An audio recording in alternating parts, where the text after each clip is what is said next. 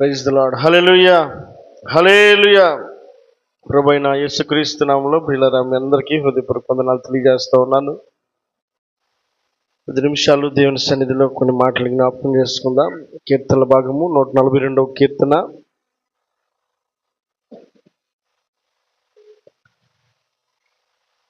6వ వచనం చదువుకుందాం. 142వ కీర్తన 6వ వచనం. నేను చాలా కృంగి ఉన్నాను, నా మొరకు చెవియొగ్గుము.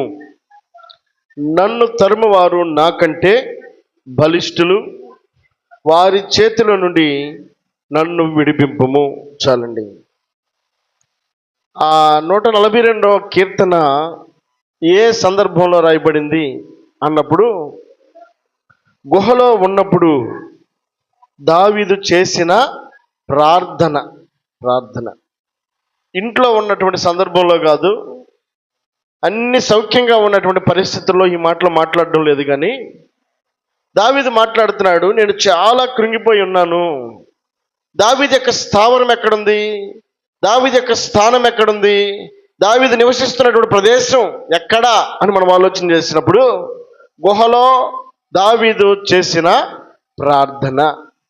గుహలో, గుహ అని చెప్పనంటే ఏ నివసిస్తే అక్కడ జంతువులు నివసిస్తాయి. అరణ్యమందు, అడవుల్లోనూ, గుహల్లో తలదాచుకునేటువంటి స్థానం జంతువులకి అది స్థావరం అయి ఉంటే, ఈ దావీదట అరణ్యములోకి వెళ్ళిపోయి, వాక్యం సెలవిస్తూ ఉంది, గుహలో ఉన్నప్పుడు దావీదు చేసిన ప్రార్థన. చాలా సందర్భాలు, పరిస్థితులు మన జీవితాల్లో ఎదురవుతూ ఉన్నప్పుడు కొన్నిసార్లు మనము ఎదుర్కోలేనటువంటి పరిస్థితుల్లో మనము ఆ పరిస్థితులు ఎదుర్కొంటూ ఉన్నటువంటి సమయాన ఏం జరుగుతుందో, ఎలా ఉంటుందో అన్నటువంటి ఆలోచన మన జీవితంలో కొనసాగుతుంది. ఈ నూతన సంవత్సరంలో నేను ఎరిగి ఉండాల్సిన ఒక గొప్ప ఆలోచన ఏమిటంటే, నువ్వు నివసిస్తున్న స్థలం ఏదైనప్పటికీ, నువ్వు వెళ్తున్న మార్గం ఏదైనప్పటికీ, నువ్వు చేస్తున్న పని ఏదైనప్పటికీ, దావీదు నేర్పుతున్నటువంటి చక్కటి పాఠం ఏంటంటే, గుహలో ఉన్నప్పటికీ దావీదు దేవునికి ప్రార్థన చేస్తున్నాడు. ఇది మనం ఎరిగి ఉండాల్సిన సత్యం. మనం నేర్చుకోవాల్సినటువంటి పాఠం ఏంటంటే, ఏ స్థలమైనా నీకు దేవునికి ఉన్నటువంటి సంబంధం ఎలాగుంది, దేవునితో నీకున్నటువంటి సత్సంబంధం ఎలా కొనసాగలుగుతూ ఉంది. కాబట్టి దేవుని వాక్యం సెలవిస్తూ ఉంది, దావీదు నివసిస్తున్నాడు స్థలము గుహ ఉండొచ్చేమో కానీ దేవునికి అలాగే దావీదుకి మధ్యలో ఉన్నటువంటి సంబంధం మాత్రం నానాటికి దావీదు పెంచుకుంటానే ఉన్నాడు. ఆయన యొక్క దేవునితో ఉన్న కనెక్షన్ని ఏనాడు కూడా ఎడబాసిన వాడు కాదు. ఆ కనెక్షన్ నుండి వైదొలిగిపోయిన వాడు దావీదు కాదండి. దావీదు ఈ రాత్రికాల సమయంలో నేర్పుతున్న మాట ఏమిటంటే, నేను తెలుసుకోవాల్సిన చక్కటి ఆలోచన ఏమిటంటే, దావీదు అంటున్నాడు, నన్ను తరుమువారు నాకంటే బలిష్ఠులు. అంటే దావీదు శక్తికి మించినటువంటి వ్యక్తులతో పోరాడుతున్నాడు. దావీదు తనకు సాధ్యమైనటువంటి పని ఏమాత్రం కూడా తన కళ్ళ ముందు కనబడినటువంటి పరిస్థితుల్లో దావీదు యొక్క పోరాటం కొనసాగుతుందండి. విశ్వాస జీవితంలో మనం ఎదుర్కోబోయేటువంటి ప్రతి పరిస్థితే కావచ్చు, ముందున్నటువంటి ప్రతి పరిస్థితుల్లోనే కావచ్చు, నా వల్ల కాదు అనుకునేటువంటి పరిస్థితులు నీ జీవితంలో ఎదురైనప్పుడు నువ్వు చేయాల్సిన పని ఏంటో తెలుసా? దావీదు అంటాడు, దేవునికి ప్రార్థన చేయడం దావీదు వంతు అయిందండి. దేవునికి మొర్రపెట్టడం దావీదు వంతు. ఆయన అంటాడు, నాకు మొర్రపెట్టమో నేను నీకు ఉత్తరం ఇస్తాను అంటాడు. నువ్వు గ్రహింపలేని గూఢమైనటువంటి సత్యములు నేను నీకు తెలియపరుస్తానని చెప్పని సెలవిస్తాడు. మొరపెట్టాల్సిన బాధ్యత మనము కనుక కొనసాగించగలిగితే కార్యము చేయాల్సిన బాధ్యత ఆయన భుజాల మీద వేసుకుంటాడండి. నువ్వు చెప్పాలి, నువ్వు మొరపెట్టాలి, నువ్వు ఆయన వైపు చూడాలి. ఇది నీ వంతు. మనదేది చేయకుండా, మన పోర్షన్ ఏది చేయకుండా, మనం చేయాల్సిన పని ఏది చేయకుండా ఆయన నుంచి ఆశించడం అంటే అది సాధ్యపడుతుందా? కాదు కదా. ఇప్పుడు ఒక చెట్టు వేసామండి, పాతి తీసి దానికి చక్కగా రోజు నీళ్లు పోస్తేనే కదా కొద్ది కాలానికి అవి చక్కగా ఫలాలు మనం అనిపించగలుగుతాం. పట్టించుకోవాలా, మొక్కేసాం, పట్టించుకోవాలా, దాని బాగోగు పట్టించుకోవాలా, దానికి ఏమాత్రం కలుపు తీయలేదు, దాన్ని ఏమాత్రం కూడా ఎరువేయడానికి ఇష్టపడలేదు, లేకపోతే పాతి తీయలేదు, నీళ్లు పోయలేదు, ఏది చేయాల్సింది చేయలే. కాపు కోసం చూస్తే ఆ కాపు మనం ఆశించినట్లుగా ఆ ఫలితాన్ని మనం పొందగలుగుతామా? కాదు కదా. మనం చేయాల్సిన పని అది ఎలాంటి పరిస్థితి అయినప్పటికీ ఈ నూతన సంవత్సరంలో మనం ప్రారంభించాల్సిన పని ఏంటంటే మనం దేవునికి మొరపెట్టాలండి. దేవునికి మహిమ కలుగునుగాక. హల్లెలూయా. గడిచిన వారం మనం ధ్యానించుకున్నాం, యెబ్బేజు తన జీవితంలో కన్నిటికీ కారణమైనటువంటి పరిస్థితులు ఎన్నో ఉన్నాయి. తన కుటుంబంలోనే సంతోషం కోల్పోయిన పరిస్థితి యెబ్బేజు తనకు కలిగినప్పటికీ యెబ్బేజు మాత్రం దేవుని విడిచిపెట్టలేదు. యెబ్బేజు అంటాడు, ఇశ్రాయేలు దేవుని గురించి యెబ్బేజు మొరపెట్టాడట. దేవా, నా స్థితి దయ్యా, నా పరిస్థితి దయ్యా అని చెప్పని మొరపెట్టినప్పుడు అతడు మనవి చేసిన దాన్ని దేవుడు అతనికి దయచేశాడు. దేవునికి మహిమ కలుగునుగాక. హల్లెలూయా. ప్రార్థన జీవితంలో నీవు నేను అనుసరించాల్సినటువంటి ముఖ్యమైనటువంటి ఆలోచనలు దేవుడు జ్ఞాపకం చేస్తున్నాడు. నీవు నేను మనం కొనసాగుతున్నటువంటి మన దైనందిన జీవితంలో ఎదుర్కొంటున్నటువంటి పరిస్థితులు కావచ్చు, నడుస్తున్న మార్గం కావచ్చు, కనబడుతున్నటువంటి స్థితిగతులు కావచ్చు, ఏది నీ జీవితంలో ఎదురవుతుందో ఆ ఎదురవుతున్నటువంటి ప్రతి పరిస్థితుల్లో ఇదిగో నన్ను చూసే దేవుడు ఒక ఆయన ఉన్నాడని చెప్పని నీవు ఆయన వైపు చూడడానికి ఇష్టపడాలండి. దేవునికి మహిమ కలుగునుగాక. హల్లెలూయా. వాక్యం సెలవిస్తున్నటువంటి మాట మనం ఆలోచన చేసినప్పుడు దావీదు అంటాడు, నేను చాలా కృంగి ఉన్నాను, నా మొరకు చెవి యొక్కయ్యా. సౌలు ఒక పక్క తరుముతున్నాడే, ఇది నా వల్ల అయ్యే పని కాదు. కాబట్టి సౌలుని ఎదుర్కోవాలి అని అంటే ఇది నా సాధ్యమయ్యేటువంటి పని కాదు, ఇది నీ పని అని చెప్పని దేవునికి అప్పగించుకున్నాడండి. నాకంటే బలిష్ఠులు నన్ను తరుముచుండగా నేను కృంగిపోయి ఉన్నాను. దేవునికి మహిమ కలుగును గాక. హల్లెలూయా. ఈ రాత్రికాల సమయంలో దేవుడు జ్ఞాపకం చేస్తున్నాడు, నీవు దేవునికి మొరపెట్టాలి, నీవు దేవునికి అప్పగించుకోవాలి, నువ్వు దేవుని మీద ఆధారపడే వ్యక్తివై ఉండాలి. మనుషులు నమ్ముకున్నట్టు కంటే యెహోవాను ఆశ్రయించటం మేలు. కీర్తనకారుడు కోరహుకు ఒక మాట అంటాడు 42వ కీర్తనలో, 42వ కీర్తన 5వ వచనంలో అంటాడు, నా ప్రాణమా నీవు ఎలా కృంగి ఉన్నావు, నాలో నీవేళ తొందరపడుచున్నావు, దేవుని యందు నిరీక్షణ ఉంచుము, ఆయనే నా రక్షణకర్త అనియు నా దేవుడు నీవు చెప్పుకొనుచు ఇంకను నేను ఆయనను స్తుతించెదను. చాలండి. కృంగిపోయే పరిస్థితి కోరహు కుమారుల జీవితంలో కనబడుతుంది. వారు అంటారు, రాత్రి పగలు నా కన్నీళ్ళు నాకు అన్నపానములుగా మారిని అన్న సందర్భంలో వారే మరలా తిరిగి ధైర్యం తెచ్చుకొని అంటారు, కనబడుతున్న పరిస్థితులు వారికి ఎదురవుతున్నప్పటికీ, స్థితిగతుల యొక్క మార్పులు వారికి కనబడుతున్నప్పటికీ, కుటుంబంలో నెమ్మది లేని పరిస్థితి వారికి కనబడుతున్నప్పటికీ, ఎదుర్కొన్న పరిస్థితులు వారికి నెమ్మది లేనట్లుగా కనబడుతున్నప్పటికీ, ఆ దేవుని నెరిగినటువంటి కోరహు కుమారులు పలుకుతున్నారు, నా ప్రాణమా నీవేళ కృంగి అన్న. వారికి వారు ధైర్యం తెచ్చుకున్నారు. కన్నీళ్ళు కార్చింది వాళ్ళే, దుఃఖపడింది వాళ్ళే, నిట్టూర్పులు విడిచింది కూడా వాళ్ళే. మరలా తిరిగేమనుకున్నారు, నా ప్రాణమా నీవేళ కృంగి ఉన్నావు, నాలో నీవేళ తొందరపడతా ఉన్నావు, దేవుని యందు నిరీక్షణ ఉంచుము, ఆయనే నా రక్షణకర్త, నా దేవుడని నేను చెప్పుకొందును. ఆయనే నా రక్షణకర్త, నా దేవుడు ఆయనే.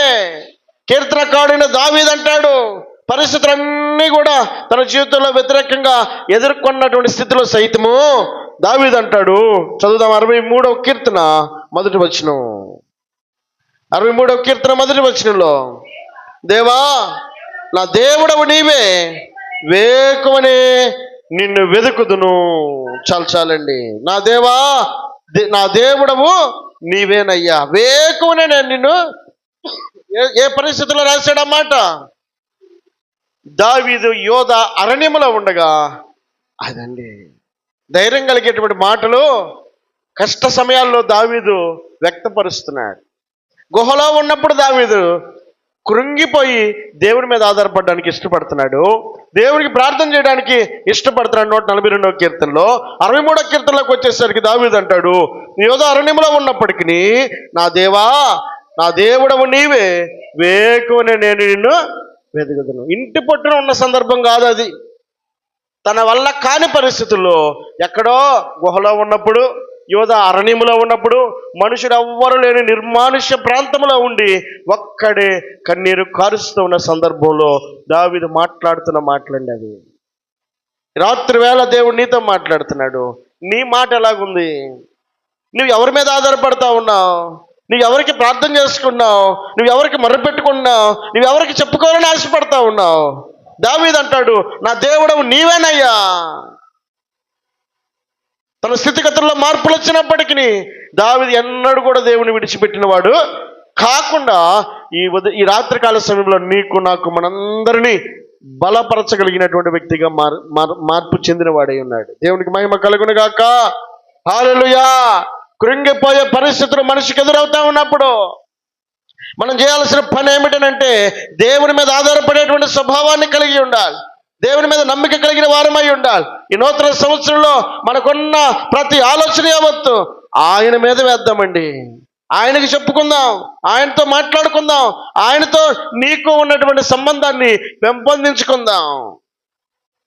దేవునికి మహిమ కలుగును గాక. హల్లెలూయా.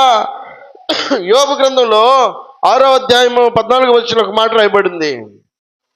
యోబు గ్రంథం 6వ అధ్యాయము 14వ వచనంలో,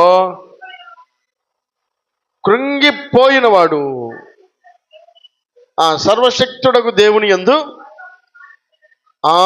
భయభక్తులు మానుకొనినను. చాలండి. కృంగిపోయిన వారు సర్వశక్తిని యందు, అదండి, కృంగిపోయినప్పుడు, కష్టం వచ్చినప్పుడు, బాధ వచ్చినప్పుడు మనిషికి ఉన్నటువంటి గుణలక్షణం ఏంటో తెలుసా? సర్వశక్తిని యందు భయభక్తులు మానుకుంటారు. ఇంకేం పోదాంలే, ఇంకేం చేద్దాంలే, ఎంత అయిపోయింది, ఇక నా వల్ల కాదు. కృంగిపోయినప్పుడు మనిషి చేస్తున్న ఆలోచన యొక్క తీరది. ఒక మనిషికి కృంగుదనం మనిషిలోకి వచ్చినప్పుడు భయభక్తులు మానుకోవడం ప్రారంభిస్తాడు. అప్పటి వరకు చక్రంగా నడిచినటువంటి వ్యక్తిగా కనబడినప్పటికీ వారిలో ఉన్నటువంటి పరిస్థితులను బట్టి దేవుని యందు భయభక్తులు మానుకునేటువంటి పరిస్థితులు కనబడతా ఉంటాయి. పరిశుద్ధ గ్రంథంలో నెహెమ్యా అనబడేటువంటి ఒక వ్యక్తి, చదువుదాం ఒక మాట. నెహెమ్యా గ్రంథము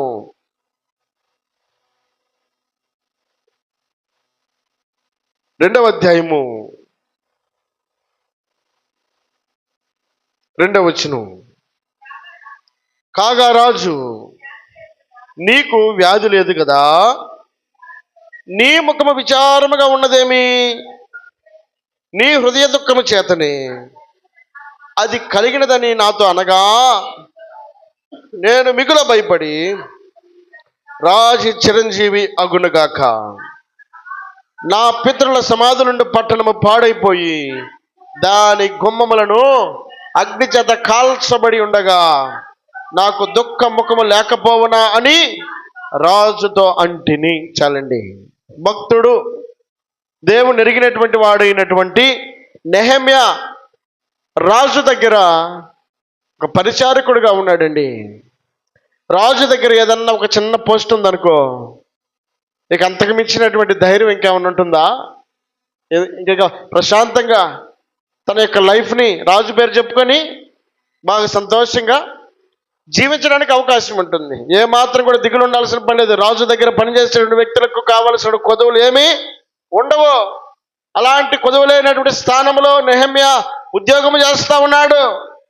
ఉద్యోగం కొనసాగిస్తున్న సమయంలో తన పితరులు నివసించేటువంటి పట్టణము పాడైపోయిందని చెప్పనని అక్కడి నుంచి వచ్చినటువంటి చెరపట్టబడి వచ్చినటువంటి బబులోను లోకి వచ్చినటువంటి వ్యక్తులు చెప్పారంట నెహెమ్యాతోటి, అయ్యా మీ ఊరు దగ్గర మీ గ్రామము ఇలా అయిపోయింది అని ఎప్పుడైతే నెహెమ్యాకు తెలియపరచబడిందో, నెహెమ్యా యొక్క బాధ అంత ఇంత కాదండి. విచారము చేత తన యొక్క ముఖము దుఃఖముతో నిండిపోయిందంట, కన్నీటితో నిండిపోయింది, వేదనతో నిండిపోయింది. అలాంటి వేదన తన ముఖంలో కనబడతా ఉన్నప్పుడు రాజు చూశాడు. రాజు చూసినప్పుడు రాజు ముందు సంతోషాన్ని వ్యక్తపరచాలని అనుకున్నాడు, కానీ లోపల ఉన్నటువంటి బాధను బట్టి ఏమాత్రం కూడా చూపించలేకపోతున్నాడు. రాజు దగ్గర కనుక దుఃఖంతో మనిషి కనబడితే ఇక చంపేయడమే. ఎందుకంటే రాజు దగ్గర ఎప్పుడు సంతోషంగా ఉండాలి. రాజు దగ్గర ఆ బాధ ఈ బాధ ఇవన్నీ చెప్పుకోవడానికి వీళ్ళే. రాజు దగ్గర ఎప్పుడు సంతోషంగా ఉండాలి. అక్కడ పనిచేసేవారు వారి దుఃఖం ఎంత ఉన్నా కూడా వ్యక్తపరచడానికే వీల్లేదు. అయితే ఇక్కడ ఉన్నటువంటి ఈ నెహెమ్యా తన బాధ అంతటిని కూడా తన ముఖంలో కనబడుతున్నప్పటికీ రాజు నెహెమ్యాతో మాట్లాడడం ప్రారంభించాడు. ఏమన్నాడు? నీకు వ్యాధి లేదు కదా, నీ ముఖము విచారముగా ఉన్నదేమి, నీ హృదయ దుఃఖము చేతనే అది కలిగినదని నాతో అనగా నేను మిగుల భయపడి రాజు చిరంజీవి యగునుగాక, నా పితరుల సమాధుల నుండి పట్టణము పాడైపోగా దాని గుమ్మములను అగ్ని చేత కాల్చివేయబడగా నాకు దుఃఖ ముఖము లేకపోవునా. చాలండి. నెహెమ్యా జీవితంలో కూడా దుఃఖముఖం ఉందట. విచారముతో నిండి ఉన్నటువంటి ముఖము కనబడుతుంది నెహెమ్యా జీవితంలో. కష్టం లేని మనిషి ఎవరండి? బాధ లేని మనిషి ఎవరు? కృంగిపోని మనిషి ఎవరు? ఈ లోకములో ఉన్నవారు కావచ్చు, లేనివారు కావచ్చు, సమస్తము కలిగినటువంటి వారు సైతము కృంగిపోయినటువంటి పరిస్థితులు వారి జీవితాల్లో ఎన్నో సందర్భాల్లో కనబడుతూ ఉంటాయి. ఎన్నో సందర్భాల్లో మనం చూస్తూ ఉంటాం. ఇదిగో రాజు దగ్గర గిన్నెందించేటువంటి నెహెమ్యా సైతము దుఃఖ విచారముతో నిండినటువంటి ముఖాన్ని పెట్టుకొని గడుపుతున్నాడు. ఆ దుఃఖమును తీసివేయగలిగినటువంటి దేవుని దగ్గర నెహెమ్యా ప్రార్థించడం ప్రారంభించాడు. చదువుదాం. మొదటి అధ్యాయము 4వ వచనం. ఈ మాటలు వినినప్పుడు నేను కూర్చుండి ఏడ్చి కొన్ని దినముల దుఃఖముతో ఉపవాసముండి ఆకాశమందలి దేవుని ఎదుట విజ్ఞాపన చేసేది. చాలండి. ఎలాంటి హృదయం కలిగి ఉన్నాడు? విజ్ఞాపన హృదయం కలిగి ఉన్నాడు. విజ్ఞాపన అంటే ఇతరుల కోసం ప్రార్థించడం, తనకు కలిగినటువంటి సౌఖ్యము సుఖమును బట్టి కాదు ప్రార్థన చేస్తుంది. అయ్యో నాకు ఇది లేదు అది లేదని చెప్పిన ప్రార్థన చేయడం కాదు. అక్కడ ఉన్నటువంటి నెహెమ్యా ప్రార్థన చేస్తున్న ప్రార్థన ఎలాంటిదనంటే తన పితరులు నివసించే పట్టణము పాడైపోయిందని తనకున్న బాధ అండి. తనకున్నటువంటి కన్నీటికి కారణం అది, కృంగిపోయిన పరిస్థితికి కారణం, దుఃఖముఖముతో నిండి ఉండటానికి కారణం తన పితరులు నివసించే ప్రదేశం పాడైపోయింది. ఆ ప్రదేశం పాడైపోయినటువంటి ఆ పరిస్థితుల్లో అక్కడ నెహెమ్యా ప్రార్థించడం మొదలుపెట్టాడు. మొట్టమొదటి స్థానం ఎవరికి ఇచ్చాడు? దేవునికి ఇవ్వడానికి ఇష్టపడ్డాడు. ఆ మాటలు వినినప్పుడు, ఏ మాటలు? ఇదిగో మీ పట్టణము పాడైపోయిందని ఎప్పుడైతే విన్నాడో నేను అక్కడే కూర్చుండి ఏడ్చి కొన్ని దినముల దుఃఖముతో ఉపవాసముండి ఆకాశమందలి దేవునికి చాలండి. ప్రార్థించటం నెహెమ్యా చేస్తున్నటువంటి మొట్టమొదటి పని. దావీదు అంటాడు, నాకంటే బలిష్ఠులు నాకు శత్రులై ఉండగా దేవా నన్ను తరుమువారు నాకంటే బలిష్ఠులు, వారి చేతిలో నుండి నన్ను విడిపించయ్యా. సమాధానం చేయగలిగినటువంటి దేవుడు పరిస్థితులను, స్థితిగతులను, ఆలోచనలను, మార్గాలను సరళము చేయగలిగినటువంటి దేవునికి దావీదు ప్రార్థన చేస్తున్నాడు. గుహలో ఉన్నప్పుడే కావచ్చు, అరణ్యములో ఉన్నప్పుడే కావచ్చు, ఎలాంటి పరిస్థితిలో ఉన్నప్పటికీ దావీదు దేవుని మీద ఆధారపడి ప్రార్థన చేస్తున్నాడు. దేవునికి మొరపెట్టడానికి ఇష్టపడుతున్నాడు. తనకు నిజముగా మొర్రపెట్టే వారికి ఆయన సమీపముగా ఉంటానని సెలవిచ్చాడు. నెహెమ్యా యొక్క ప్రార్థన వినినటువంటి దేవుడు నెహెమ్యా ఆలోచనలన్నింటినీ సఫలపరిచాడు దేవుడు. దావీదు ప్రార్థన వినినటువంటి దేవుడు దావీదు యొక్క స్థితిగతులను మార్చిన వాడై ఉన్నాడు. ఈ రాత్రికాల సమయంలో దేవుడు జ్ఞాపకం చేస్తున్నటువంటి చక్కటి మాట ఏమిటనంటే, ఇగో దేవునికి మొర్రపెట్టే గుణం నీదైతే సమాధానమునిచ్చే గుణం ఆయనదండి. కాబట్టి మనం చేయాల్సిన పని మనం చేస్తే తప్పక ఆయన చేయాల్సిన పని ఆయన చేస్తాడు. నాకు మొర్రపెట్టుము, నేను నీకు ఉత్తరం ఇస్తాను. ఓరకే దాని మీద పొదిగి కూర్చొని దాని గురించి ఆలోచన చేస్తూ కూర్చోవడం వల్ల ఫలితము లేదు. వాక్య సెలవిస్తున్నటువంటి మాట ఏమిటంటే, ఒక మాట జ్ఞాపకం చేసుకుందాం. మత్తయి రాసిన సువార్త 6వ అధ్యాయం 27వ వచనం. 6వ అధ్యాయం 27వ వచనం. మత్తయి రాసిన సువార్త.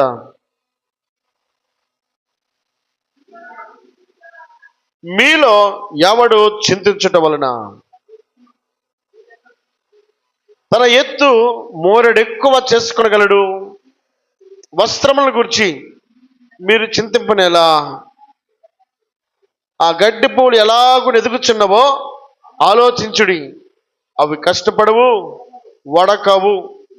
చాలండి. వాక్య సెలవిస్తున్నటువంటి మాట, ఇదిగో మీలోనెవడు చింతించటం వలన తన ఎత్తు మోరెడు ఎక్కువ చేసుకొనగలడు. చింతించటం వలన ఇక దాని మీదే మనకు బతుకుతా కూర్చుంటే, ఆలకించే దేవునికి మొరపెట్టే గుణం లేకుండా, అయ్యో అట్ట జరిగింది ఇట జరిగింది అలా ఇలా ఇలా ఇలా దీని మీద కూర్చుంటం వల్ల మోరెడు ఎక్కువ చేసుకునేటువంటి పరిస్థితి మనలో లేదు. మోరెడు తక్కువ చేసుకునే పరిస్థితి మనలో లేదండి. మనం చేయాల్సిన పని ఏంటంటే దేవునికి మొరపెట్టాలి, దేవుని మీద ఆధారపడాలి. ఈ నూతన సంవత్సరంలో నీవు చేయాల్సినటువంటి మంచి పని ఏంటంటే, ఎలాంటి పరిస్థితులు నీ జీవితం ఎదురైనా అన్నిటినీ దేవునికి అప్పగించు, అన్నిటినీ దేవునికి తెలియపరచు, అన్నిటినీ దేవుని దగ్గర మొరపెట్టుకోవడం నువ్వు కనుక చేయగలిగితే ఆయన చేయగలిగింది ఆయన చేయగలుగుతాడు. అంటాడు, ఇదిగో ఒకడు మోరెడు ఎక్కువ చేసుకోవడానికి, మోరెడు తక్కువ చేసుకోవడానికి ఒకడు చింతించడం వలన కలిగే ఫలితం ఏమిటి? మీలోనెవడు చింతించడం వలన తన ఎత్తు మోరెడు ఎక్కువ చేసుకొనగలడు అని అంటున్నాడు అండి. కాబట్టి ఒక మాట జ్ఞాపకం చేసుకో. 1 పేతురు రాసిన పత్రిక 5వ అధ్యాయం 7వ వచనం. 1 పేతురు రాసిన పత్రిక 5వ అధ్యాయం 7వ వచనం.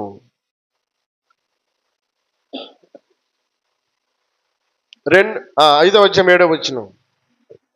ఆయన మిమ్మల్ని గూర్చి చింతించుచున్నాడు గనుక మీ చింత యావత్తు ఆయన మీద వేయుడి. మీరు చింతించటం వలన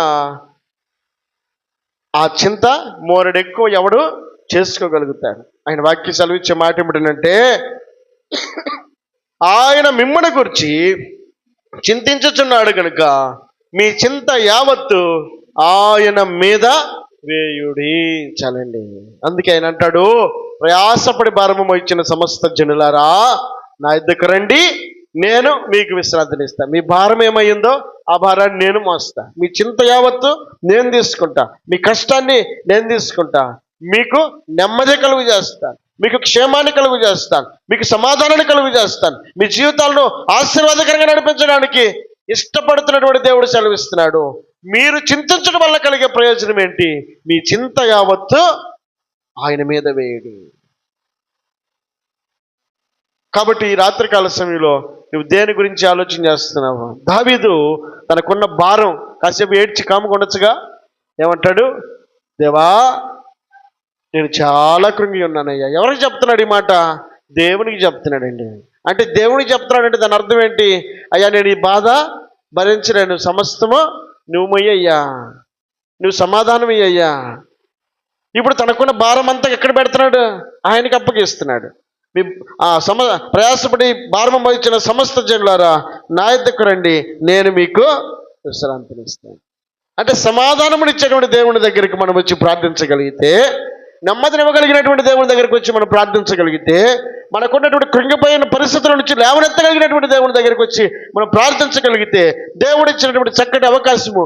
మీరు చింతించడం వల్ల ప్రయోజనం లేదు, మీ చింత యావత్తు నా మీద వేయండి అని.